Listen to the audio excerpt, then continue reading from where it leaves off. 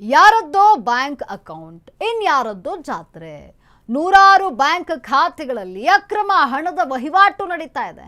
ಅಪ್ರತಿಷ್ಠಿತ ಬ್ಯಾಂಕ್ನ ಸಿಬ್ಬಂದಿಯಿಂದಲೇ ಈ ಮಹಾ ಮೋಸ, ಹಣದ ಆಮಿಷವನ್ನು ಒಡ್ಡಿ ಜನರಿಗೆ ಮೋಸ ಮಾಡಲಾಗ್ತಾ ಇದೆ. ನೋಡಿ, ಯಾರದೋ ಬ್ಯಾಂಕ್ ಅಕೌಂಟ್ ಇಲ್ಲಿ, ಇನ್ಯಾರದ್ದೋ ಜಾತ್ರೆ. ಈ ರೀತಿ ಆಗ್ತಾ ಇದೆ ನೋಡಿ. ನೂರಾರು ಬ್ಯಾಂಕ್ ಖಾತೆಗಳಲ್ಲಿ ಅಕ್ರಮ ಹಣದ ಒಂದು ವಹಿವಾಟು ನಡೀತಾ ಇದೆ.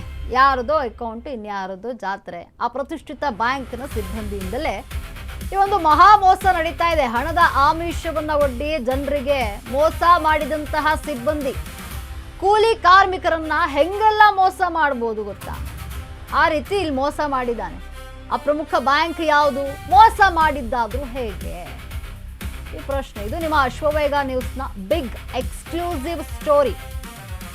ಯಾರ್ದೋ ಬ್ಯಾಂಕ್ ಅಕೌಂಟ್, ಇನ್ಯಾರ್ದೋ ಜಾತ್ರೆ. ಇಲ್ಲಿ ಜನರಿಗೆ ಮೋಸ ಮಾಡ್ತಾ ಇರುವಂಥದ್ದು ಬ್ಯಾಂಕಿನ ಸಿಬ್ಬಂದಿ. ಯಾವ ಬ್ಯಾಂಕು, ಹೇಗೆ ಮೋಸ ಮಾಡ್ದ, ಇದೆಲ್ಲ ಪ್ರಶ್ನೆ ಇರುವಂಥದ್ದು. ಯಾರ್ದೋ ಬ್ಯಾಂಕು, ಇನ್ಯಾರ್ದೋ ಅಕೌಂಟು.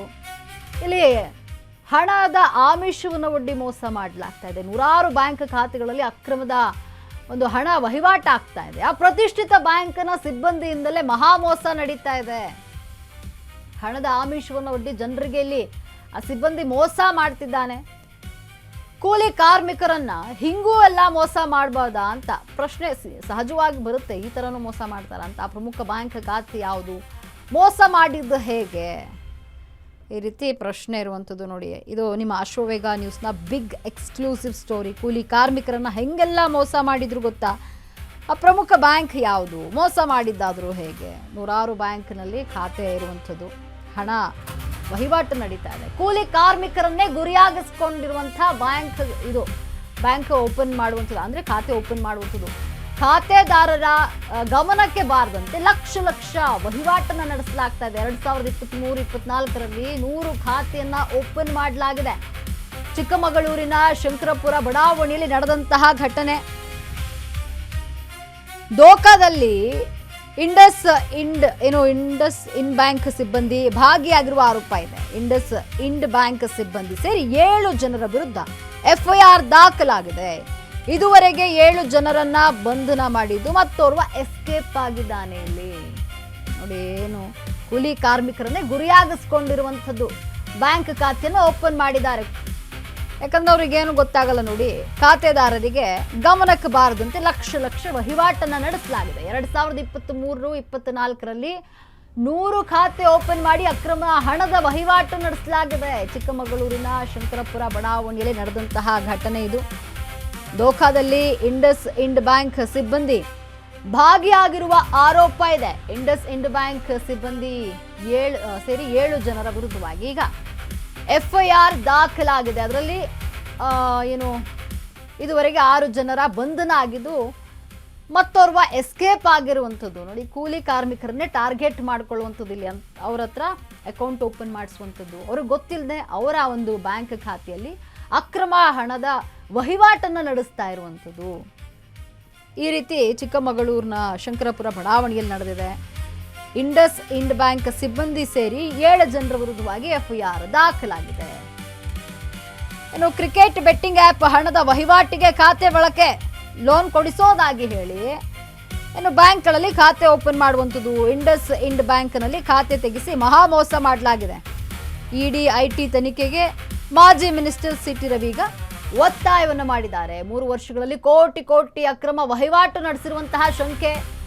6 ತಿಂಗಳ ಹಿಂದೆ ಶಿವಮೊಗ್ಗ CN ಠಾಣೆಯಲ್ಲಿ ಈ ಸಂಬಂಧ ಕೇಸ್ ದಾಖಲಾಗಿತ್ತು. ಅದೇ ಆರೋಪಿಗಳಿಂದ ಈಗ ಚಿಕ್ಕಮಗಳೂರಿನಲ್ಲೂ ಕೂಡ ವಹಿವಾಟನ್ನ ಮಾಡಲಾಗಿದೆಯಾ ಅಂತ JDS ನಗರಸಭೆ ಸದಸ್ಯನ ಹೆಸರು ಕೂಡ ಇಲ್ಲಿ ಕೇಳಿ ಬರ್ತಾ ಇದೆ. ನೋಡಿ, ಏನು JDS ನಗರಸಭೆ ಸದಸ್ಯನ ಹೆಸರು ಹೇಳಿರುವಂತಹ ಆರೋಪಿಗಳು.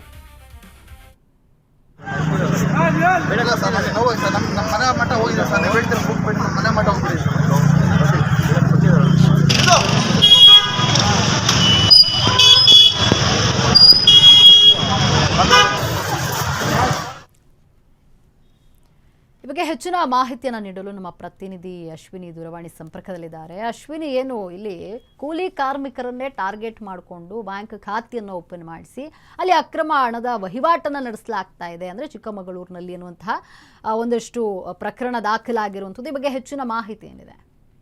ಎಸ್ ಲಕ್ಷ್ಮಿ, ಕೂಲಿ ಕಾರ್ಮಿಕರನ್ನೇ ಟಾರ್ಗೆಟ್ ಮಾಡಿಕೊಂಡಿದ್ದಂತಹ ವಂಚಕರ ಗ್ಯಾಂಗ್ ಅನ್ನ ಈಗ ಚಿಕ್ಕಮಗಳೂರಿನ ಸೆಂಟಾಣಿಯ ಪೊಲೀಸರು ಬಂಧಿಸಿದ್ದಾರೆ ಅಂತಾನೆ ಹೇಳ್ಬೋದಾಗಿದೆ. ಏನು ಖಾತೆ ಅಂದ್ರೆ ಕೂಲಿ ಕಾರ್ಮಿಕರಿಗೆ ಲೋನ್ ಕೊಡಿಸುವಂತಹ ನೆಪವನ್ನ ಹೇಳ್ತಾ ಇದ್ದಂತಹ ವಂಚಕರು ಅವರಿಗೆ ಗೊತ್ತಿಲ್ಲದಂತೆ ಖಾತೆಯನ್ನ ಬ್ಯಾಂಕ್ಗಳಲ್ಲಿ ತೆರೆದು ಆ ಖಾತೆಗಳ ಮೂಲಕ ಅಕ್ರಮವಾಗಿ ಹಣವನ್ನ ವರ್ಗಾವಣೆ ಮಾಡಲಾಗ್ತಾ ಇತ್ತು.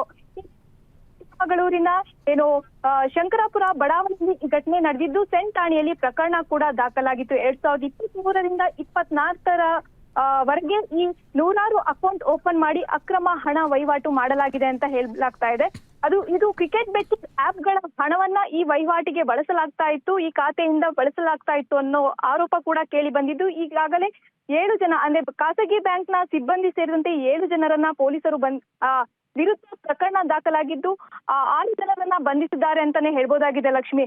ಅಲ್ಲದೆ ಈ ಕುರಿತಾಗಿ ಸಿಟಿ ರವಿ ಅವರು ಕೂಡ ಇಡಿ ತನಿಖೆಯನ್ನ ಮಾಡಬೇಕು, ಏನು ಈ ದಂಧೆಯಲ್ಲಿರುವಂತಹ ಅಂದ್ರೆ ಈ ವಂಚಕರನ್ನ ಕೂಡಲೇ ಅವರ ವಿರುದ್ಧ ಕ್ರಮ ಕೈಗೊಳ್ಬೇಕು ಅನ್ನೋ ಮಾತು ಕೂಡ ಕೇಳಿ ಬರ್ತಾ ಇದೆ ಅಂತ ಹೇಳ್ಬೋದಾಗಿದೆ ಲಕ್ಷ್ಮಿ.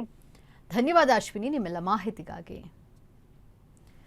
ನೋಡಿ, ಇಲ್ಲಿ ಕೂಲಿ ಕಾರ್ಮಿಕರನ್ನೇ ಟಾರ್ಗೆಟ್ ಮಾಡಿಕೊಂಡು ಅಕೌಂಟ್ ಓಪನ್ ಮಾಡಿಸುವಂಥದ್ದು ಬ್ಯಾಂಕ್ನಲ್ಲಿ. ಇನ್ನು ಬ್ಯಾಂಕುದಾರರಿಗೆ ಅಥವಾ ಇಲ್ಲ ಅಕೌಂಟ್ದಾರರಿಗೆ ಒಂದು ಮಾಹಿತಿ ಇಲ್ಲದೆ ಅವರಿಗೆ ತಿಳಿಸ್ದೆ ಇಲ್ಲಿ ಲಕ್ಷಾಂತರ ರೂಪಾಯಿ ಹಣ ವಹಿವಾಟು ನಡೀತಾ ಇದೆ, ಅದು ಕೂಲಿ ಕಾರ್ಮಿಕರಿಗೆ ಗೊತ್ತಾಗ್ತಾ ಇಲ್ಲ. ಈ ರೀತಿಯಲ್ಲಿ ಹಣ ಒಂದು ವಹಿವಾಟನ್ನು ನಡೆಸಲಾಗ್ತಾ ಇದೆ, ಜನರಿಗೆ ಮೋಸ ಮಾಡಲಾಗ್ತಾ ಇದೆ. ಇದರ ಬಗ್ಗೆ ಕೇಸ್ ಕೂಡ ದಾಖಲಾಗಿರುವಂಥದ್ದು. JDS ನಗರಸಭೆ ಸದಸ್ಯನ ಹೆಸರನ್ನು ಕೂಡ ಈಗ ಆರೋಪಿಗಳು ಹೇಳಿದ್ದಾರೆ. ಇದರಲ್ಲಿ 7 ಜನ ಆರೋಪಿಗಳು ಭಾಗಿಯಾಗಿದ್ದಾರೆ.